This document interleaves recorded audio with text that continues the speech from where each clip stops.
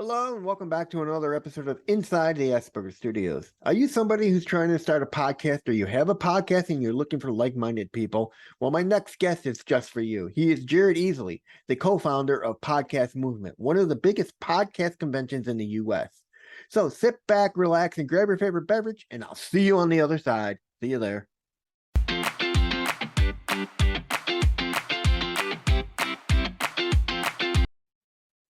Hello and welcome back to another episode of Inside the Asperger Studios Presents Stories. Today on the show, a very special podcasters edition. I am joined with Jeard Easly, one of the co-founders of Podcast Movement. Welcome to the show, Jeard.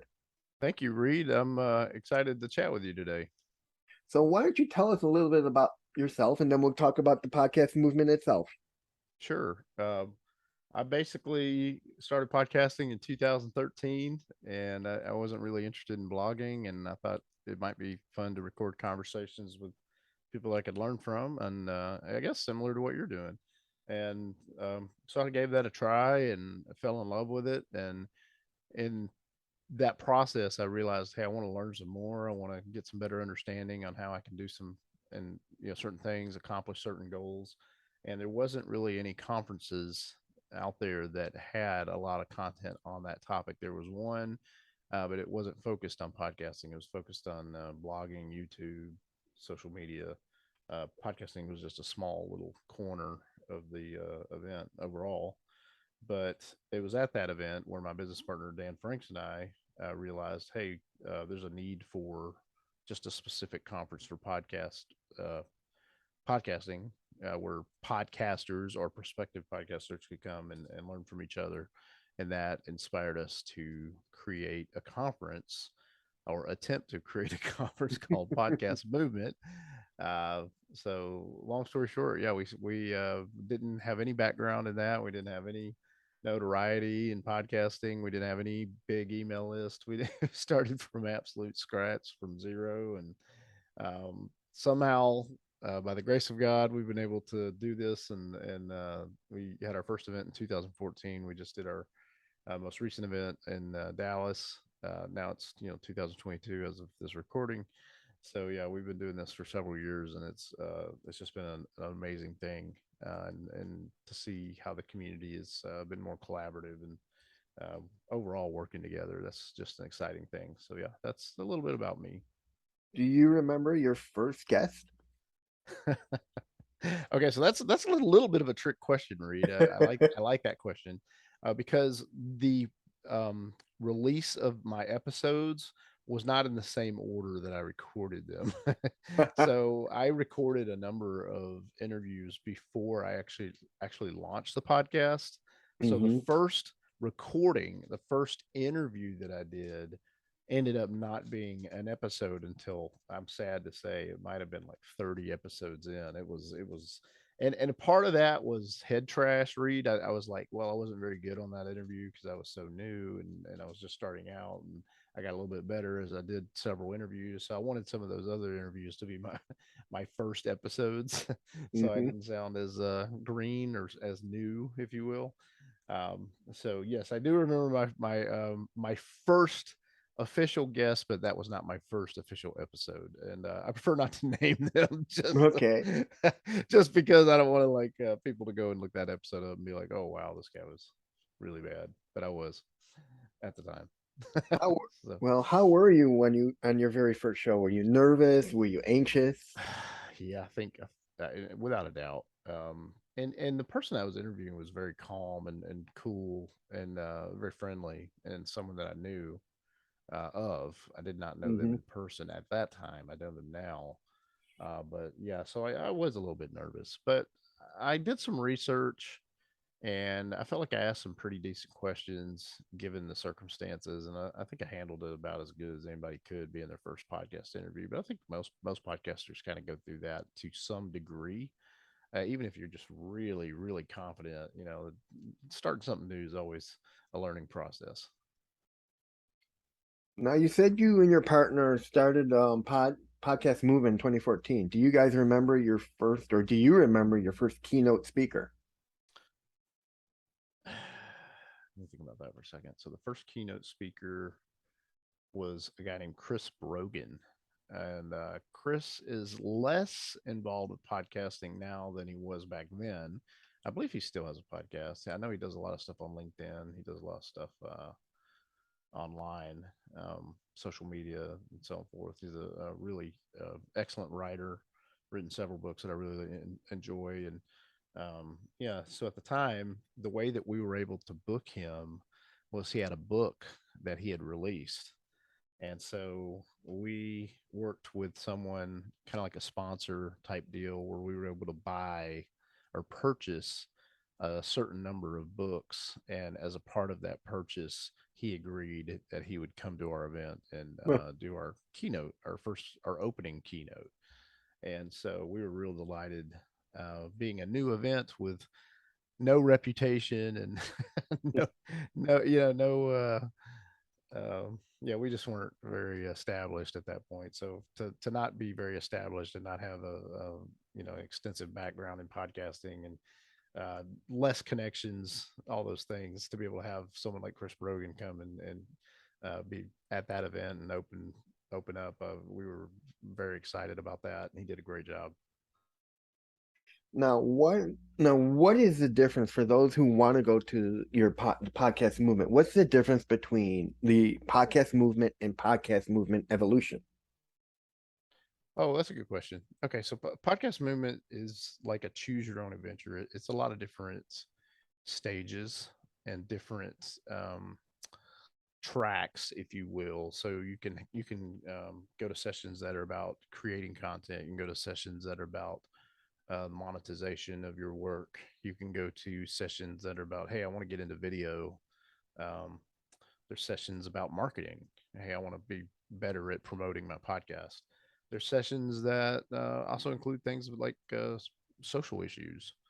So there's a lot of different paths that you can take. The technical aspect, if you want to be a better editor. So there's just all these different tracks that really focus in on those specific topics. And when you buy a ticket to Podcast Movement, you can go to a session that's about monetization, and then the next group of sessions you can totally veer away from monetization. You can go to something else. You can go to something about marketing, or you can go to a panel that's uh, talking about creative ways to engage with your audience or how to grow your show. So that's something that's really cool about Podcast Movement. Evolutions, which came several years later, was a response to not having a lot of representation in events on the West Coast. And so we were trying to figure out a way to, hey, let's have an event that's more focused and based on the West Coast. So we had our first two events in Los Angeles. Our third Evolutions, which is coming up in March of 2023, will be in Las Vegas, which we're excited about. The difference between Evolutions and Podcast Movement is Evolutions is more of a ticket that you purchase, and the content of that ticket allows you to have access to is more based on where you are as a podcaster. So an example would be, we have an industry track where people that work in the industry for podcasting, they likely get a ticket to that industry track, and all the sessions in there about industry topics, industry related things that are important for anybody that's working in the space. We have a professional podcasters option where someone who's been doing this for several years, they don't need to know, okay, how do I start a podcast? They need to know some very specific things on where they are in that journey. And so all of the sessions for the event cover topics related to that person that's more professional, that's been doing it for a longer period of time. And then we have a like a creator pass, a beginner pass, and that's for someone who's still kind of new.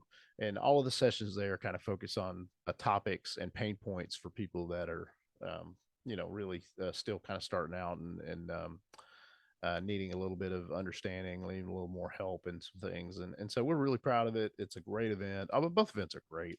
And, no matter which one someone were to attend, they would be likely to get a lot out of it and make a lot of connections. The community's just super gracious and kind, and it's a very, very awesome community. So I think the bare minimum read is people would go to a Podcast Movement event and they'd walk away encouraged. They'd have some good insight on what to do next. And they'd also made a lot of friends, people that have encouraged them and have said, tell me about your show, and oh, that's great, and have you considered this idea? And just people that are in the thick of it with you, and they're in the trenches and they understand. So it's nice to be around your people, and podcast Hmm. movement is that type of community and that type of environment. Is you walk away and say, hey, I met this person who's actually in the same city as me, and so now I have a friend who's doing this too, and I can have lunch with them, or we can set up a calls every so often, check on each other and help each other, and so friendships are made. And they become almost like it's like a family reunion, really. Read, there's people that come back every year and they see these friends that they saw the previous event, and kind of pick right up where they left off. So it's Hmm. um, I think that's the expectation. That's what's realistic. And then there's a lot of really good providers that exhibit and that sponsor the events. So you learn about different things that you might not have known about. You might not have known that there are certain mics, or there are certain tools, or there's certain software options that will help you with whatever it is that you're working on in the moment. So that's another thing that's really cool about it, is you get exposed to a number of things. You'll be like, hey, I didn't know about this, or this is something that I'm interested in, I need to learn more. And so you can potentially connect with other companies that are in the space that can help you with different things that you want to work on. Yeah. Do you remember your very first celebrity speaker you guys yes ever i booked? Yes, I do. So we the second year that we did the event, we overspent on keynote speakers, which ended up biting us in the behind later.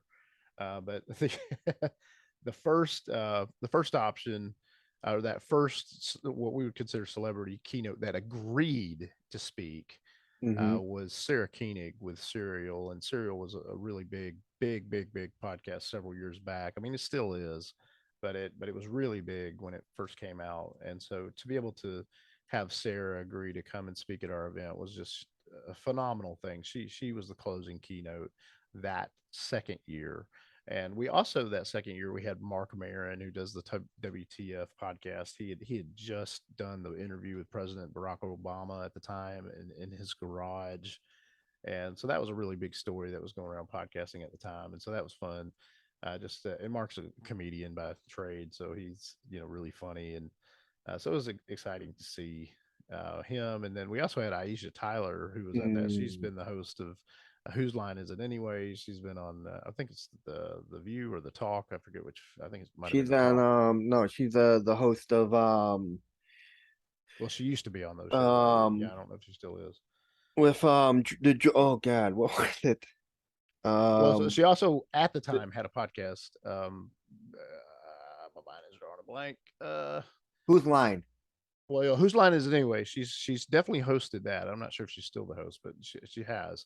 And but she had a podcast at the time that was really good, and I don't think she does it anymore. Let's see if I can look it up real quick. But yeah, so she was excellent. Actually, she was a Girl on Guy. That was the name of her podcast. So I don't know if she's still doing it or not. Looks like no. It looks like she came out with an episode in 2021. So that was September. So that's several months. That was a year ago, actually. So it looks like she has come out with something. But that being said, the following year, we had Kevin Smith, who was Silent Bob, and yeah, we've been. I can name a lot of others since then. Will Ferrell and Yeah, Mark I've seen Cuban, Will. and Mm-hmm. I mean we've had a number of just amazing, gracious people that have been on the stage, that have shared their experience. Um, some of the best talks aren't even celebrities. Some of them, like Dan Carlin, who does hardcore history, he spoke one year. He was phenomenal.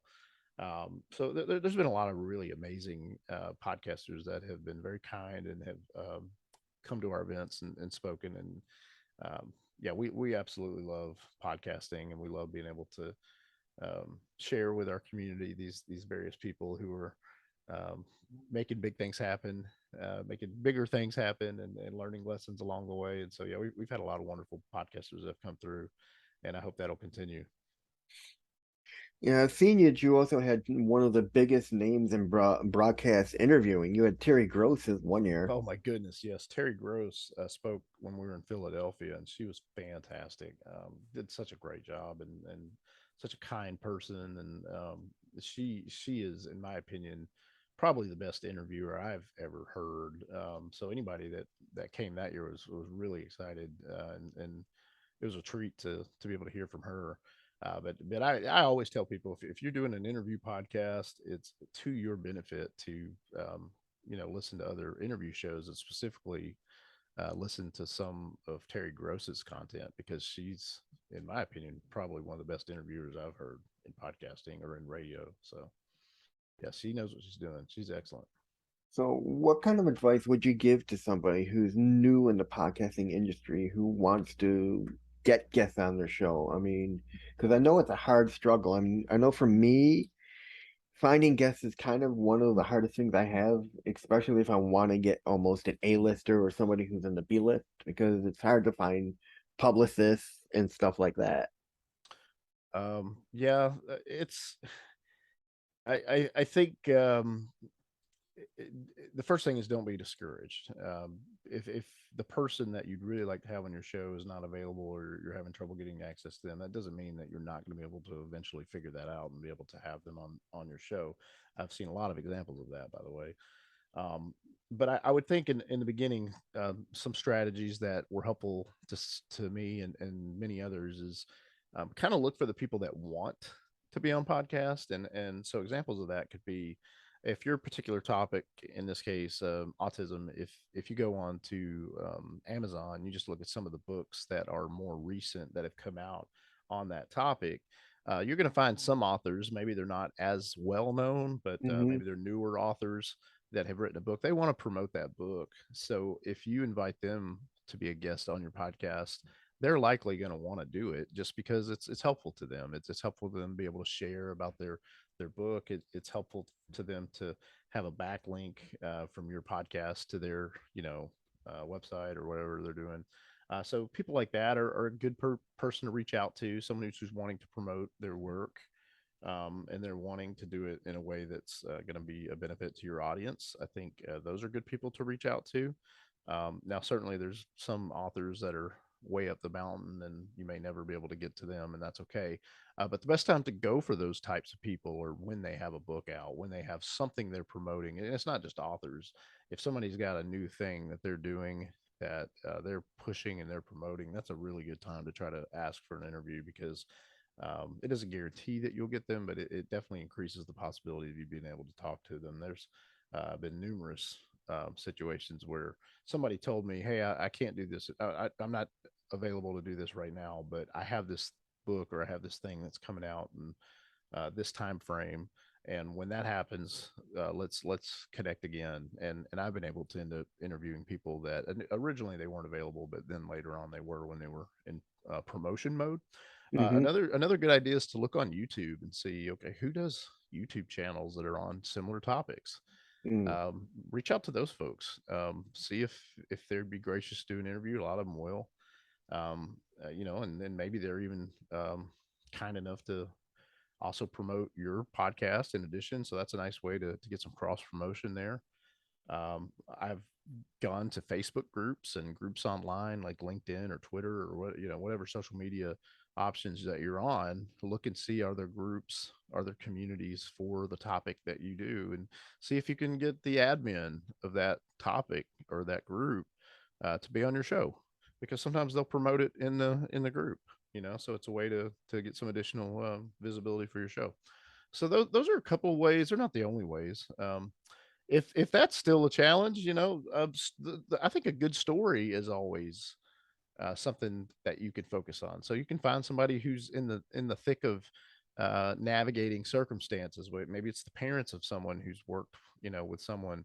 Maybe it's a professional. Maybe it's a person who has that struggle. But you share their stories, and really good stories, I think, is something that you just um, can't beat. So if you can get really good stories, even if it's from people that aren't famous, it's just somebody who's going through the situation or are familiar with it.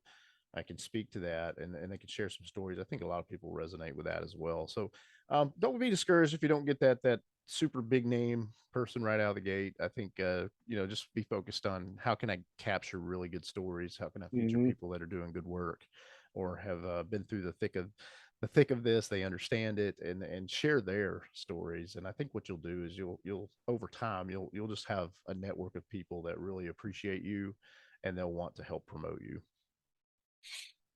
Yeah, I mean, I remember once I had a guy who reached out to and said, "Hey, I would love to have you on my show," and he goes, "Well, I'm promoting my book right now. Have you read my book?" And I'm like, "No, I haven't read it yet." He's like, "Well, then I don't want to be on your show."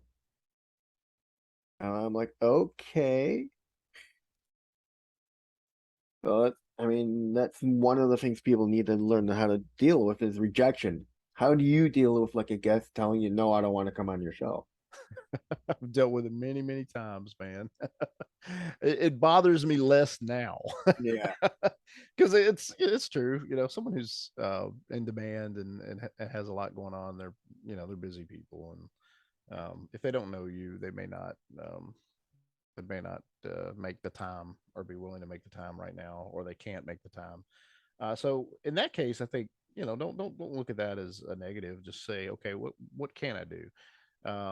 Could I share an episode about what this person's working on, even though they're not a guest? Can I talk about some of the things they're doing, and then kind of tag them and post after the fact so that they see I'm trying to help promote them. Um, Another thing that I tried one time that was kind of interesting is I couldn't get the particular person to be a guest at that time, but I could get their executive assistant to be a guest. And that's something not a lot of podcasters think of. But the executive assistant, a lot of these people that are, pretty well known and doing big things, they have really good insights on what that person's doing. And they may not open up uh, they may not open up the curtain and show you everything, but they can speak to a lot of things. So you can create questions that aren't just talking about who they work for, but just questions to them about the industry and about their different things they were dealing with. And you can learn a lot from them and then be on their good side, become their friend. And then later they say, "Hey, I've got this friend Reed. You should be on his podcast." They tell that to their client or whatever, and then that can open up a door for you to end up getting that big guest that Hmm. initially told you no. So those are some ideas. It doesn't mean they'll always work, but I've tried a few of those and I've had some luck with it.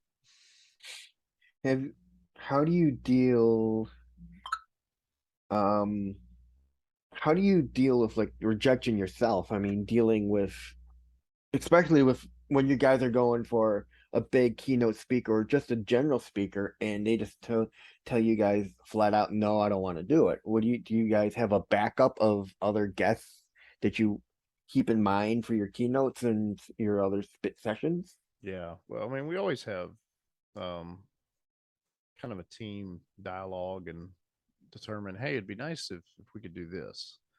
And if we can't have this particular person, who are some other people that might be able to be a good fit? So we kind of come up with, various lists and then we, kind of go from there. And I think the further your podcast is established, Mm-hmm. the more that you have a body of work of episodes, people can look at that and say, okay, Reed is serious. He's somebody that is super kind and generous and giving to this community, and he's supporting people that are doing good work. And I think when they see that, that makes them more comfortable and more excited about the idea of being a guest. So that's been our experience with podcast movement. After several years of doing it, people now realize, hey, this is a good event and this is something that the community supports. And it does make sense to come and be a part of this. That wasn't always the case in the beginning, but it's the case now. And I think that's a commitment, that our team made just to really try to foster community, try to do what's right by everybody, and try to create the best possible conference we could create. And I think over time now people have a lot more trust in our work because they've seen several years of it Mm-hmm. versus just a one-time thing. Now, what kind of advice would you give somebody who's up and coming and wants to do a podcast but just doesn't know where to start? Yeah, that's man, that was me. So when I first started, or wanting to start, I waited an entire year, Reed, because I thought I didn't have the money to do it. And it was only later that I learned about certain microphones that were Mm-hmm. still very high quality but very affordable. For me, that was the Audio Technica 2100. The latest version of that mic is the Audio Technica 2100X. So you can check Amazon, depending on where you live, and you might be able to get that microphone for $60 or something. And if somebody really wants to podcast, $60, yeah, well, that could be a lot for some, but you could figure out how to get $60. You could do a yard sale and get $60. So that microphone really helped me because it was USB and XLR. It allowed me to connect to my Mm-hmm. laptop through the USB port. And once I had that mic, it was really just okay. I don't really have any reason not to do this. So that was for me. The hang up is I thought it was too expensive, but then I realized, okay, I could find various hosting plans out there that are affordable, or there's even free ones out there if you don't mind signing your life away. um, so yeah, there's a lot of options now. You can podcast almost just from your phone if Mm-hmm. you have a mobile device. So it's a lot easier to do podcasting now than it's ever been. There are so many really good tutorials on YouTube. So getting started is actually not as brutal as it may feel. Um, but you have to take that step. You have to believe in yourself. You have to be willing to try, and don't let the little things stop you. If the quality is not that great, don't worry about that right out of the gate. Just do the best you can with what you have, and then hopefully you can be in a position to grow it as it continues to be something that you work on. Now, when you guys first had your first show, what kind of attendance did you have? Well, that's a funny story because our vision was very limited. We thought, wouldn't it be amazing if we could have 200 people? Um, that was our thought. It was like, can you imagine 200 podcasters? That would be, oh my gosh, that would be huge. And so that was our original goal was, and again, you got to remember, we weren't, we were not anybody at the time. Not that we're that big now, but at the time, nobody knew who we were. And we were certainly not qualified to be doing a podcast conference. But we didn't let that stop us. And we put it out there and asked people that we were friends with at podcasts if they would support, if they'd speak at it. And yeah, so we just did our best and learned a lot of lessons, before and during. And we're able to have that first event, and it went really well, and we ended up with 600 people, which was three times what we had thought would be, our big win. So maybe the lesson there, Reed, is don't sell yourself short. You may think, oh, I can't reach this certain goal. Well, you might not be able to right away, but you can over time. Or also appreciate the ones that do support you. Sometimes you may have a podcast episode, and let's just say you had 20 people that listen to it, and you're like, oh, 20 downloads, that's nothing. I feel embarrassed. Well, don't be embarrassed. I mean, if you got up in front of a group of people in a room and spoke to 20 people, I mean, that's not something to be ashamed of. That would be something that would probably be intimidating for a lot of people. So it's just you got to look at it from the right perspective, and just be encouraged and really appreciate the people that do support you. And I think Mhm. what happens over time is as you do that, more and more people hear about what you're working on, and that gives you an opportunity to grow. It doesn't guarantee it, but it definitely puts you in a position to um, have more people talk about what you're doing and support you in that way. So if you're getting discouraged, you feel like your numbers are not maybe what you'd want them to be, maybe try to think that and say, okay, how do I really show appreciation for these people that are listening, and get to know them, Mhm. the best you can. Try to engage with them, whether it's, on your social channels, or on the podcast. You say, hey, shoot me a quick email and just, answer this one question. And some people will do it. They'll shoot you a quick email and they'll answer that question, and then you just reply to them. I've done that on the podcast many times, and next thing you know, I'm chatting with a person in, some weird place that, I would have never met them any other way. But they were gracious enough to reply to me because I asked them to in the podcast episode. And so I had one guy write to me saying he was on an 8-hour road trip and he listened to my past episodes for 8 full hours. And my mind was blown by that rate, because I Wow. was like, my wife won't even listen to me for 8 minutes. I was like, how in the world did you listen to my podcast for 8 hours? But there's people that will, if they're interested in it, and you do good work. So, I got a lot of other stories like that, but I'll leave it at that. It's just, I think, just be generous, be kind, be appreciative of those who do care, and kind of give them your love and attention, so to speak, and get to know them. And I think that that's a good place to compound and see growth eventually, as people appreciate you in return. That reciprocity becomes an opportunity uh, for you to get more visibility. So Now, do you think that people should focus on their numbers, or do you think they should just focus on the show and the content? I think it depends on what your goal is for your podcast. So, someone who says, "Okay, I just want to do a podcast just because I love a particular topic and I'm passionate about it and it's something I care about," for that person, I would say, "Well, obviously, don't worry about numbers. Just do it because you love it, and because you love it, even if the numbers are small, you can grow that eventually. But just really appreciate the people, like we talked about, that are listening. If you're doing it as a business, okay, I have a business and I want this podcast to be a part of my business, and I want it to help me grow my business, then numbers is something you should be aware of. It shouldn't be something that completely discourages you if it's not where you want it to be. It just should be a mile marker, so to speak. It's just a way for you to say, okay, if I've got this many people listening and I want it to be this number, how do I start, setting up little goals along the way to start building and growing? And there's a number of wonderful strategies and good ways to engage and start to work toward that goal. And so a lot of that you learn at Podcast Movement. A lot of that you can learn in our Facebook group, which is free. If you're not on Facebook, there's plenty of podcast tutorials and podcast communities out there. So you just start asking questions from other podcasters. Hey, how are you? How are you doing this? And a number of people are super kind. They'll tell you, well, here's something I tried, and you'll be like, oh, I like that idea. I'm going to try that too. So you really just don't be afraid to try stuff.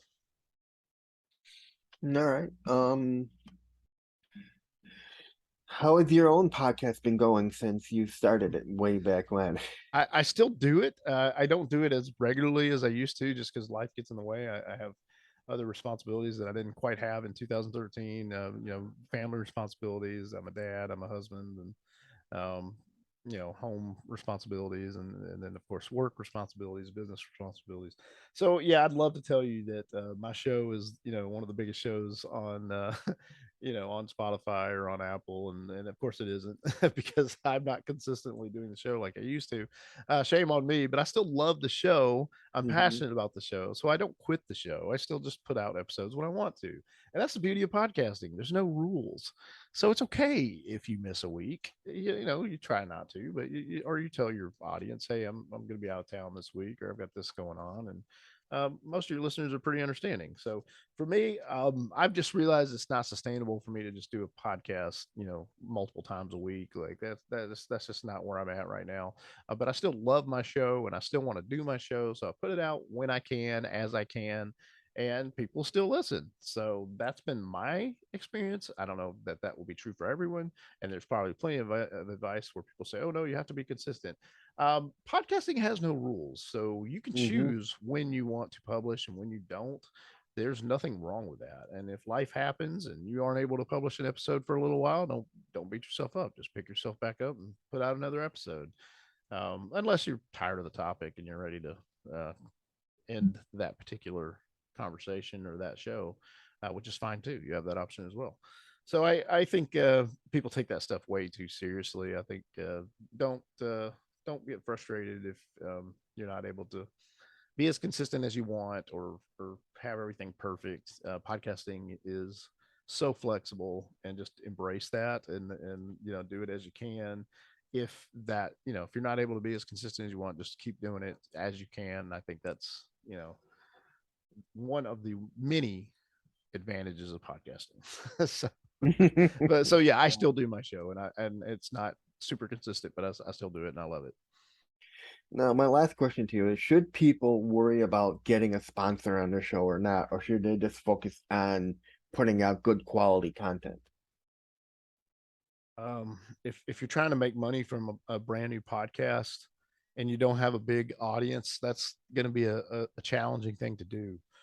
Um, so I think probably your best bet is to focus more on the content and focus on just getting a body of work that you're proud of, and then once you have so many episodes and you have a little bit even if it's not a huge listenership, you have some people that are consistently listening. I think that's when you could start determining, okay, whether or not I have a sponsor. There's a lot of ways to monetize. It might not be sponsorship. It might be something like you create a digital product or you create some kind of service that based on the feedback of your listeners, okay, I'm creating um, this support group, and it's a paid support group, and if you pay X per month, you can be a part of this group, and we talk about these topics and we help each other. It could be something as simple as that. It could be a book. It could be, hey, here's some lessons I've learned. I've interviewed all these different experts, and I've taken what I've learned from these experts, and I've kind of put it put it into a nice little book to be helpful. So I've seen things like that happen. Then there's some people that say, I have an audience and they want to support me. I don't really have a product and I don't really have enough listeners to get ads at the moment. So they ask their listeners for support. So that's where things like patreon.com come into Mhm. hand. There's and a number of other wonderful platforms where you can actually create different reward levels for your listeners and give them an option where, hey, if you like the show and you want to support me in this podcast endeavor, go over to this website and we have these different tiers of opportunities for you to support the show. And so there's a number of podcasters that make a living just from people supporting the show that listen. One story that's really funny to me is a guy in Alabama, and he told me several years ago. This was probably about 3 or 4 years ago. He told me, "Hey, I'm going to start a podcast about this fake wrestling organization, and I'm just gonna make it up. I'm gonna make up the wrestlers, and I'm gonna create simulated wrestlers on a video game, and do a simulated wrestling match, and I'm gonna act like I'm um, the the commentator, and and he was telling me all this stuff, and I was like, I don't know if that's gonna work, like good luck to you. And I saw him again a few years later, probably about 3 years later, and I just happened to ask him, not to be, joking or anything, but I just asked him, I was like, "Hey, how's the wrestling podcast?" And he's like, "Oh man," he's like, "I recently quit my job. I'm doing it full time." I was like, "What?" He basically took the idea of a fake wrestling company and these simulated wrestlers it created on a video game, and he had enough listeners, and he created a Patreon page where people were supporting the show through Patreon, and it was enough money where he quit his job, and now he does that full time. So that amazed me, Reed. I would not have guessed that that would have been successful, but he did it in a way that was different and caught people's Mhm. attention and was compelling, and they support him for it. So yeah, there's lots of unique ways you can make money from your show. It's not just hey, I got to go get this advertiser. But once you have a certain number of episodes, you got a certain number of listeners, advertisers are certainly an option. Even if you don't have a big listenership, there's still people that are interested. I know Buzzsprout.com, that's where I host my podcast. They have an option where it doesn't matter how many listeners you are. You can put your show uh, in an option where ads can be added to the show, and then based on so many listens, you get paid a certain amount of money. So my show has so many listeners; it's not massive, but it's okay. So I turned that feature on, and the next thing you know, I made a little bit of money on my podcast just from them putting in some digitally inserted ads, and I didn't have to do any work. I just turned on this feature in Buzzsprout. Next thing you know, I got a little bit of money from it. So it was like, hey, that was pretty cool. So there's ways to do. There's podcorn.com. That's another one that's really good. That's you don't have to have this massive audience. You can potentially find advertisers through Podcorn. So there's ways to do it. Mhm. The key, I think, is just to your point, be consistent, really put out good content, make that more of a focus. And I think a lot of the things that you are interested in doing beyond that, whether it's monetization or otherwise, I think are possible as you continue to grow what you're doing and get better at it. And finally, where can people find out more about you, Jared? For me personally, I I mean, I'm on social media. You can find me on Twitter or you can find me on LinkedIn. I love to interact with people on LinkedIn. Podcastmovement.com, of course, is our website, and that's where you can learn more about things that are going on in the industry. You can subscribe to some of our newsletters about podcasting. And of course, we have the free Facebook group, which is 75,000 people in the world that are interested in podcasting. And you can ask questions in there and get just so many really helpful answers. So I love that community. And then, of course, we have events. Our next event is in Las Vegas, and that is in March of 2023. That's the Evolutions event. And the Podcast Movement 2023 event, which will be in August of 2023, that's going to be in Denver, Colorado. Yeah, we have events. We'd love for you to consider coming to one of our events, or if you physically can't come to the event, we have a virtual ticket, a live streaming ticket where you can still participate virtually. And we're really proud of that as well. So we have a lot of number of ways for people to jump in and be involved in the community, and we hope people will check it out. And that's it, everyone. That's Jeard Easly of Podcast Movement. So I'll see you on the next one, everybody. See you there.